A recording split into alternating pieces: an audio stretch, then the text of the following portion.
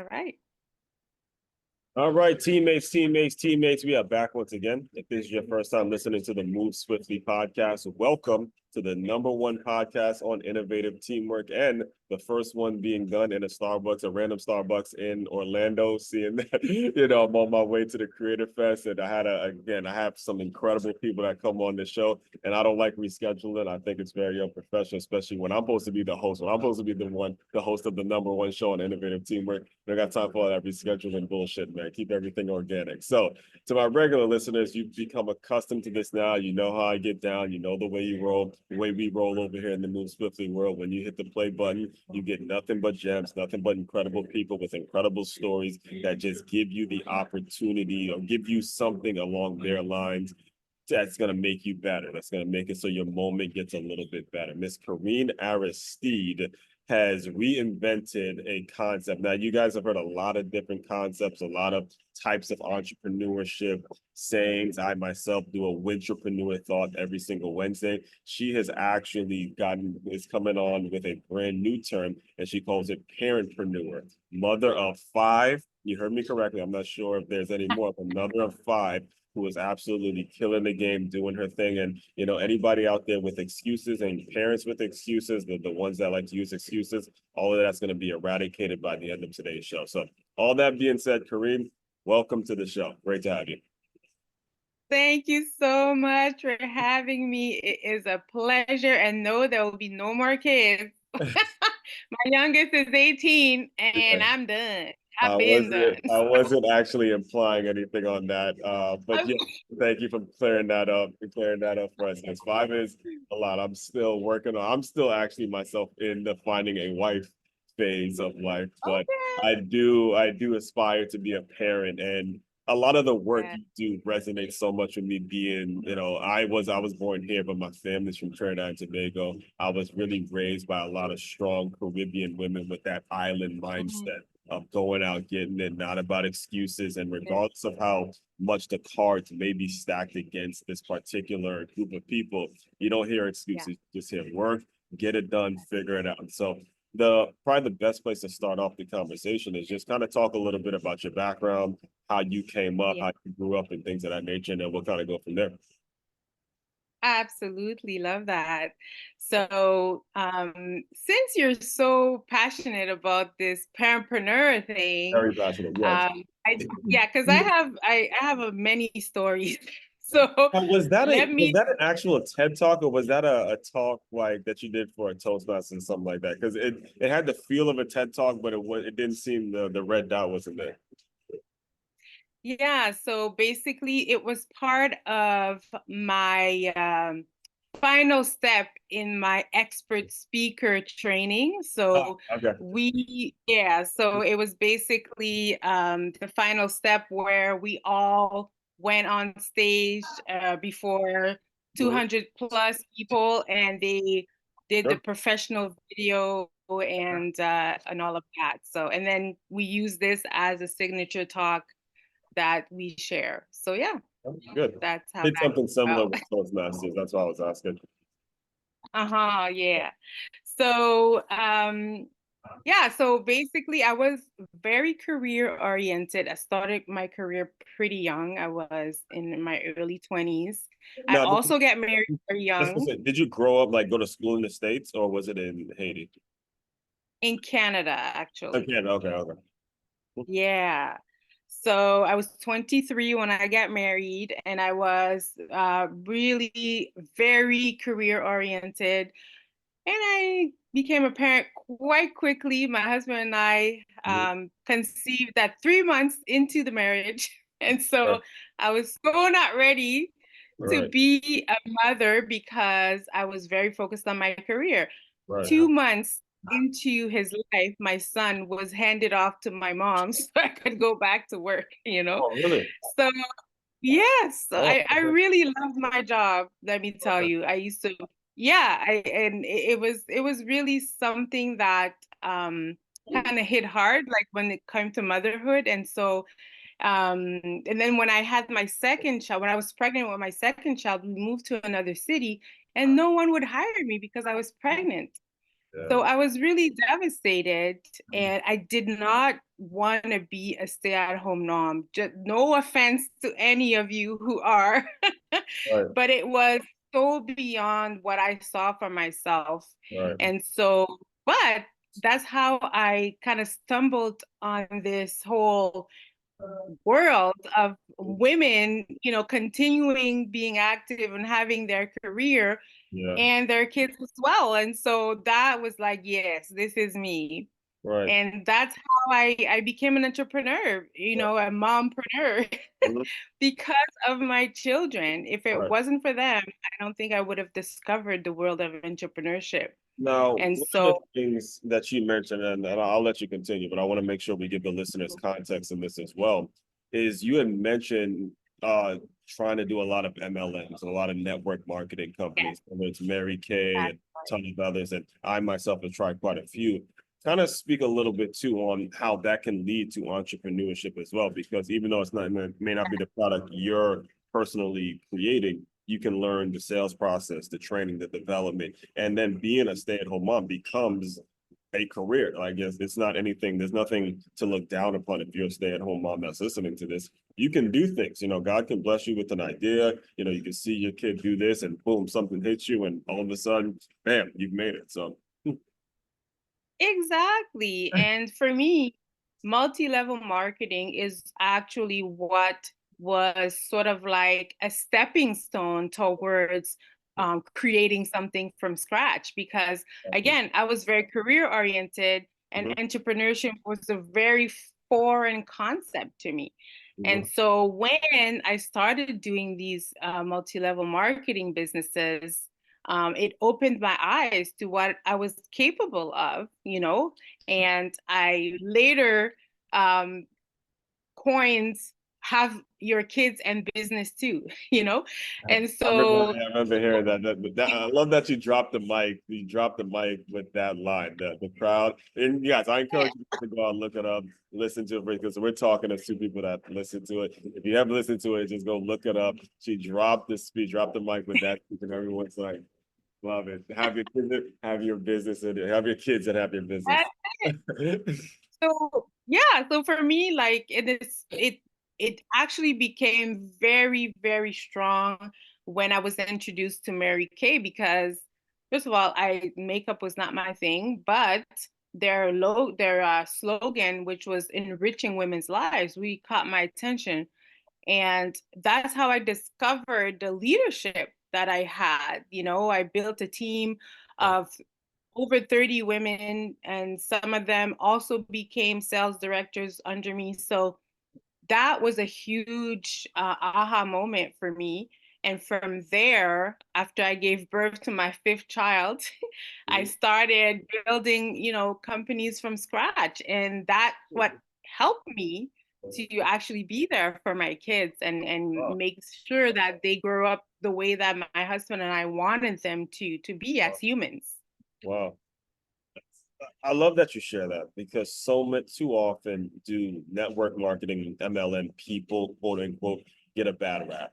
And too often Mhm. we get looked at as if we're just those salespeople that selling whatever. And there's this element that if I went to school, I'm above that and things like that. And you debunk that myth. And I'd love for you to hear any stories or anything that you'll be willing to share in regards to some of these ladies that have started to work for you or start working with you, how difficult their situations were and how just selling some, makeup was able to change their lives because they looked at it beyond makeup. This is me going out and selling for my family. This is me going out selling to put food on the table and things like that. Absolutely. I mean, there are so many stories That's I like could the tell, two but because I know that one could take you probably to the next 2 hours. that's exactly. But I do want to share, there's one particular Yes. woman that I encountered that was doing Mary Kay, and um, I became a sales director in 3 months, which is something that is crazy in the No, was industry. that the like the second one you did, or like was it Mary Kay after you did other MLMs and tried them, so you kind of knew what the process was? Okay. It was after, yeah, I did a few of them. Excel All is right. one of them that later became Amway or Amway. I can't remember whichever. I'm But still yeah, so I technically did. an IBO with them, so I know it's no, it's Oh, not. there you go. You're thinking of excess. Oh, I am Yeah. okay. I It's don't excess. know. Yeah, Like some excess. of. Actually, they're gonna be a sponsor at the event I'm going to. Now that I'm thinking about it, they're gonna be Okay, the excess energy drink is gonna be a sponsor there. So they're gonna be around, man.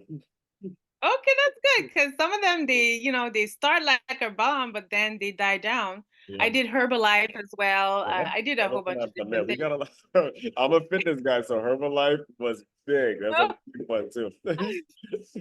yeah, I believe very much in Yeah. multi-level marketing. I really do because especially if I believe in the products Mhm. and the relational aspect of it is Right. just phenomenal. Personal development that comes from it as well is I love it. But Mary Kay really came to really pull out the leader in me, you Okay. know? And so just to talk about this young woman, Yeah. so she um had been in Mary Kay for a long time and Mhm. was pushing towards becoming a sales director. And it was very difficult for her because seeing somebody like me just coming in and just, becoming a sales director so quickly, Jealousy. There's some um, jealousy going on there. That's it natural. she took a hit. Like her self-esteem definitely took a hit, but she did not she persevered, she kept going, and this developed in her a resilience that is just extraordinary, which, to make a long story short, led her into becoming a prominent TV cast, in a television show Really? locally, you know, Wow. and she became very well known Mhm. all over the province, Yeah. and she credits, her resilience and her ability to get to the top that where she is now Mhm. to her Mary Kay career, you Right. know? So there's so many of these stories that show that it's not just about making money when it comes to this understanding of what multi-level marketing can do. It Right. can actually um, I like to say, ignite the giants in you, Exactly. that you never even knew was there, Exactly. right? And so, absolutely, I recommend it Mhm. to anyone who Right. wants to start in business to start because it's a plug and play. Like there's no better way to start a business, right? Exactly. Apart from franchising or something like that, it's plug and play, very little startup costs. You put in what you want to put in. I mean, it's just, yeah, it's nothing like it. And the thing again, I'm glad that you're mentioning this because you're talking from first person experience. You're talking in terms of you actually lived through this. And I was listening to you before, and there was a point where you decided you were going to give up school. Like there was a point where it's 15, I believe you said like 15 years later, you were able to get your PhD, but you're 39 years old and you're in class with probably young 20-year-olds and things like that, where it's so easy to say, look, a school ain't for me. I'm just going to drop out. Can you talk a little bit about that journey? Because what I hear a lot in my line of work as an educator myself is a lot of mothers who make the excuse of because I had the kid, all right, I'm just going to be done with school and I'm just going to work and all. And then they just kind of give up on things. And I think your story is a real inspiration for a lot of these ladies to say, shut that shit up, man. Just go register. Maybe if it's one class, maybe it's an hour, do something, but don't let the kid be some excuse for you not going and getting your degree, your paper, or whatever it is you are pursuing before you had the kid. Absolutely. And it's also good for the kids to see that, Amen. Yeah, Uh, absolutely. Yeah. yeah. And so when I realized that um I needed to go back, it was in a season where it was a very low point. Like I had just got into the car accident, discovered you know, that I needed some soul care and all of that, and just Eh, going through that Well, not to experience. not to cut you off, but I want to give some context in terms of this car accident. There was a Mhm. there was a horrific accident. I don't even feel like you should actually have to relive because it was one of those things where you had whiplash, you had things, and I wouldn't even Hey, in that situation. I But talk about it all the time, so the it's part of my story. takeaway from me when I heard that story was when your husband came to you, someone who aspires to be a husband myself, and said, "Look, babe, we're not going to let you do these meetings anymore. We're not going to let you overwork yourself anymore. Not only for you, but because I love you, but because of our kids' lives and things like that." And then what became of that was now, like you said, waking the giant within. Let's go get it. Life is now. I mean, you don't want to take the life for granted. Let's go get this degree. Let's do all that. So again, I want to make sure we gave some context as well with that. Yes, thank you. Yeah, because a lot of the times, and it's unfortunate, but many people get to these life-altering decisions when a crisis happens, you know, and this is where I find it hard, you know, to how can I say, to sometimes it's harder to get people to that place without the hardship, without hitting the wall, you know? So I love to share my story so that people can get into, you know, seeing it's possible without having to go through what I went through in order to get there. And so there's an aspect of choosing yourself, I like to say, you know, because sometimes we think that we're living for ourselves, but we're all actually living for other people. Or sometimes I like to talk about plagiarizing. So we plagiarize other people's existence, you know, instead of really making sure that we're living from the inside out and that our purpose is actually being actualized, right? So for me, having this car accident, realizing that, you know, the importance of soul care, I realized that, okay, and made me think, you know what? I love this psychology stuff, you know, when I was a young, Okay. you know, I remember, you know, being in a religion class and we had to, you know, write our story like in Huh. 20, 30 years, you know, what will Yeah. be. And I wrote psychologist. And Oh, at really? that Oh, so moment, you had it written. Oh, okay. Yeah, I didn't. I I guess did. that's part of Yeah, this. yeah, All right, yeah. cool. I have a little video actually that shares the story of Yeah, that, I the guess I whole missed that as I story. was listening. I missed that part of it. But yeah, go ahead. Yeah, I'll Why send we're it to here. you. That's why we're here. So to make a long story short, it's that aspect of honoring, you know, that little girl that Yeah. had this dream, right? And Mhm. it was like, yeah, like this is something that kind of resurfaced out of a tragedy. So that's how God does it, you know, he changes the bad into good all the time. And Right. so that's when I decided to go back. And the thing is, I had I was majoring in sociology, anthropology, and I had maybe a year left.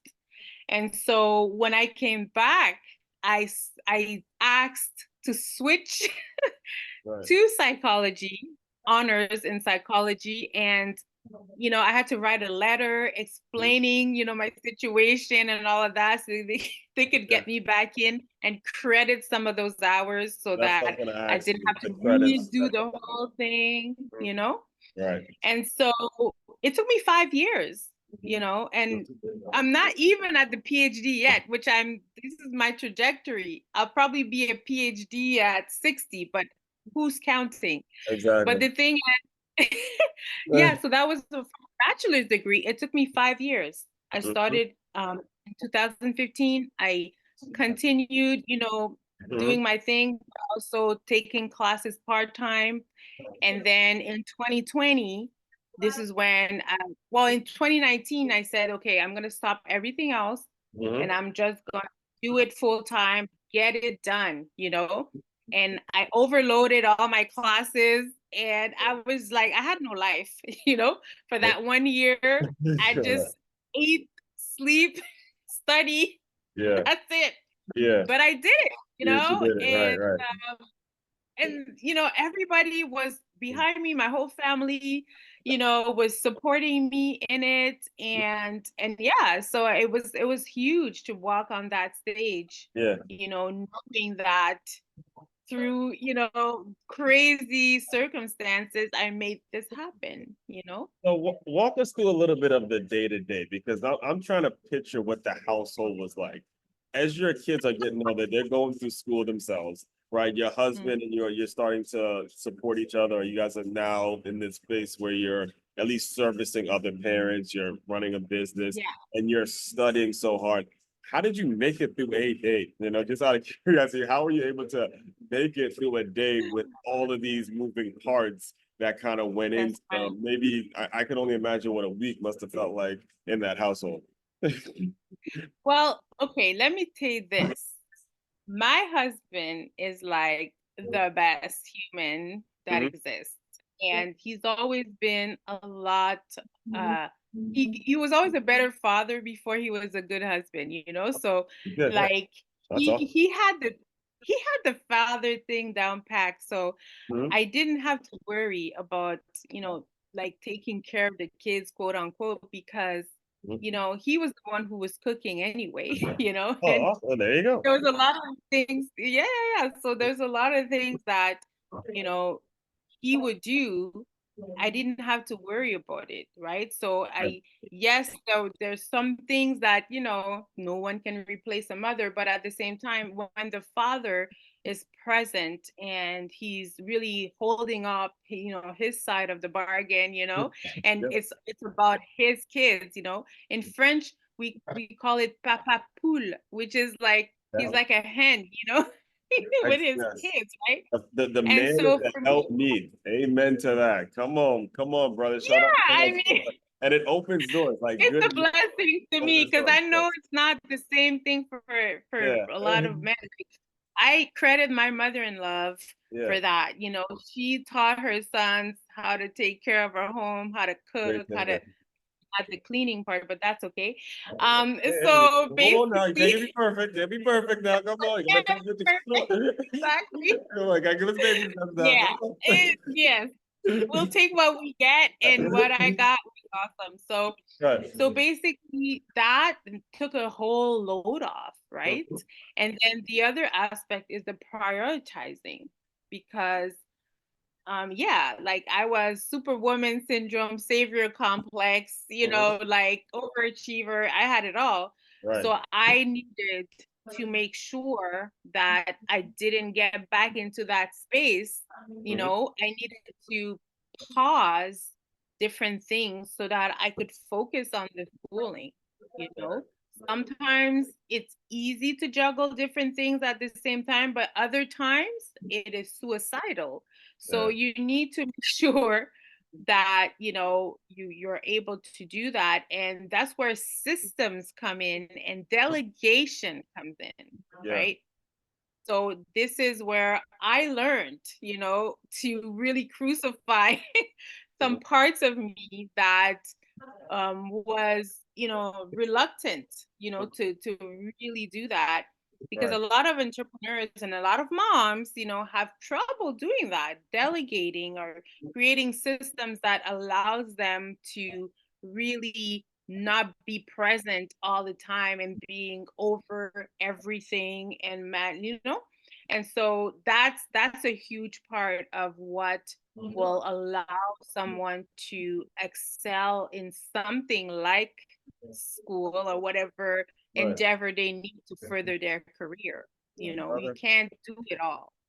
So you Right. need to make sure that you're under I like to talk about harmony instead of balance, Mhm. because it's like a it's like a musical ensemble. Like sometimes they all play together. Sometimes, it's the saxophone that's going to have a solo and everybody else that's how I see Yeah. it, Right. right? Yeah. Yeah. So speak on a little bit about how you're able to serve, how you guys are serving people now, because I'm assuming that you left Mary Kay and you were able to branch off on your own and build these systems and service these families and stuff like that. What are you guys Yeah. like able to do now, like when it comes to the current, given everything you've already lived through and stuff like that? How are you like nailing down a specific service for people now?